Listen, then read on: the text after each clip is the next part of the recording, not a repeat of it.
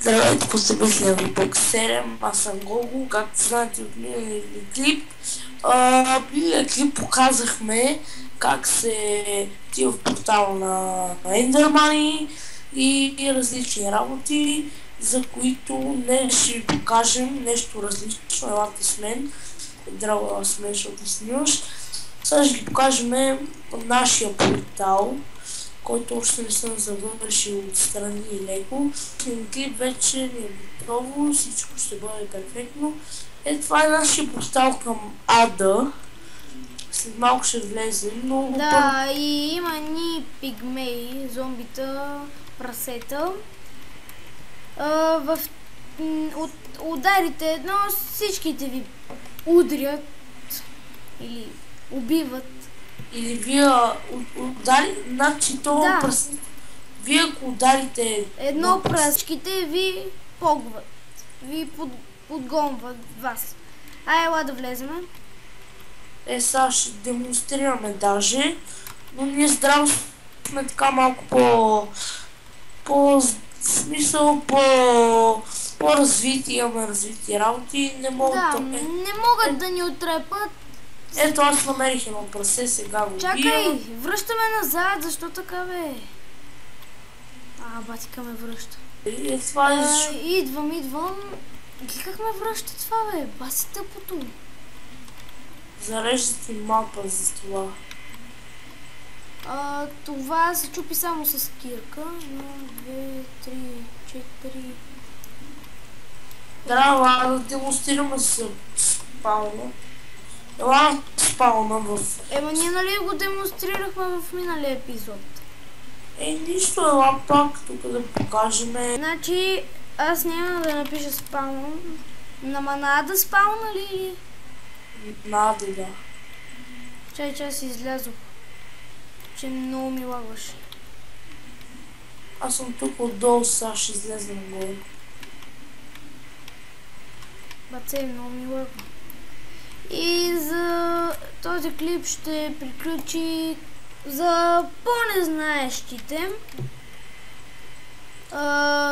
Този път може пак някъде да го пусна на много по-бърз кадър. Много бърз. Ето едно прасе тук намерих.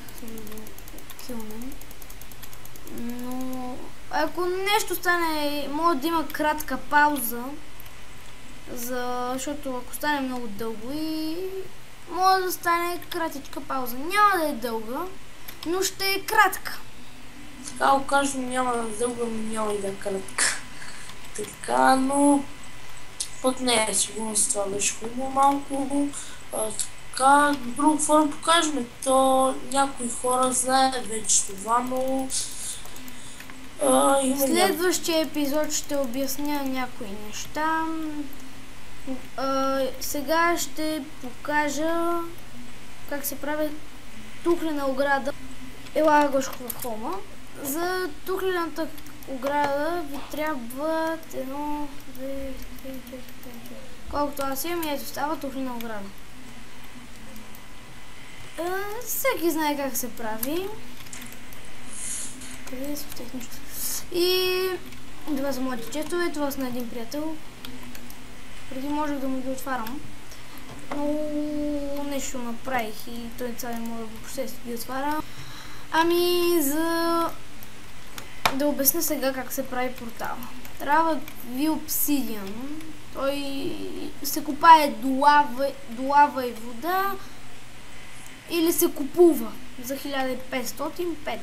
Но искам да подчертая, това е важно, трябва да го запомните, че в този сървър лава не може да се поставя, затова предлагам, ако евентуално ако тръгнете да правите портал до Ада, ще трябва да не слагате тази кофа с лава, защото въобще няма да ви даде. Ето той сега демонстрира как се прави. Опа, объркахте да ме включи. Чакайте. Сега ще дойде. И от тук отдолу се подставят последните две. И ето така и става същия.